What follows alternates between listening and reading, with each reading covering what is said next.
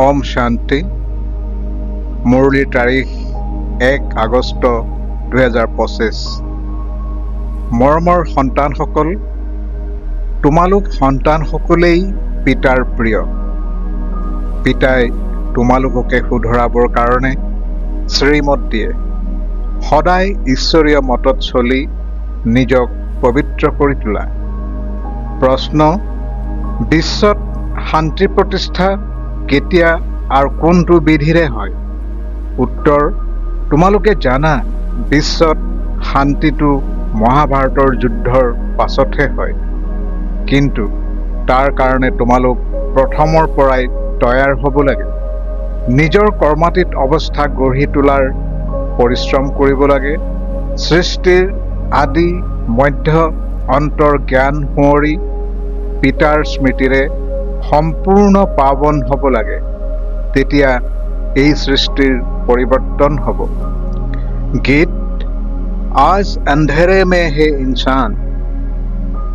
ধাৰণাৰ বাবে মুখ্য সাৰ: 1 নম্বৰ, জ্ঞান ধাৰণা কৰিবৰ কাৰণে পবিত্ৰ হৈ বুদ্ধিৰূপী পাত্ৰ স্বচ্ছ কৰি তুলিব লাগে।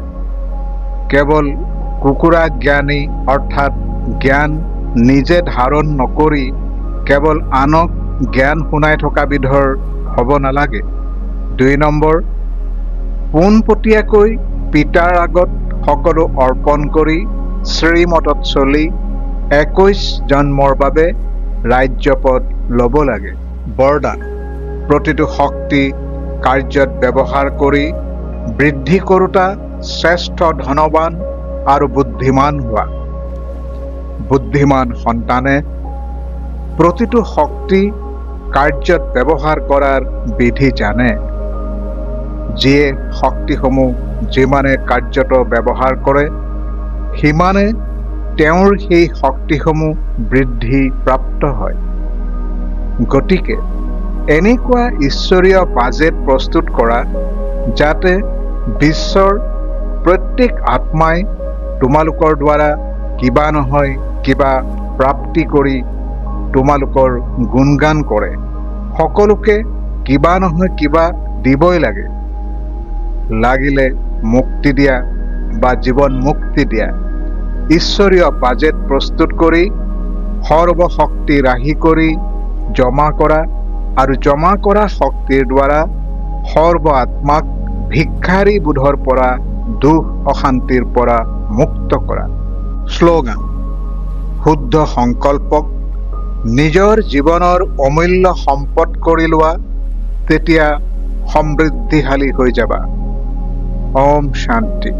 অব্যক্ত সংকেত: সহযোগী হ'বলৈ পৰমাত্ম স্নেহৰ অনুভৱী হোৱা। পৰমাত্ম স্নেহৰ অনুভৱী হোৱা, তেতিয়া এই অনুভৱেৰে সহযোগী হৈ উৰি থাকিব।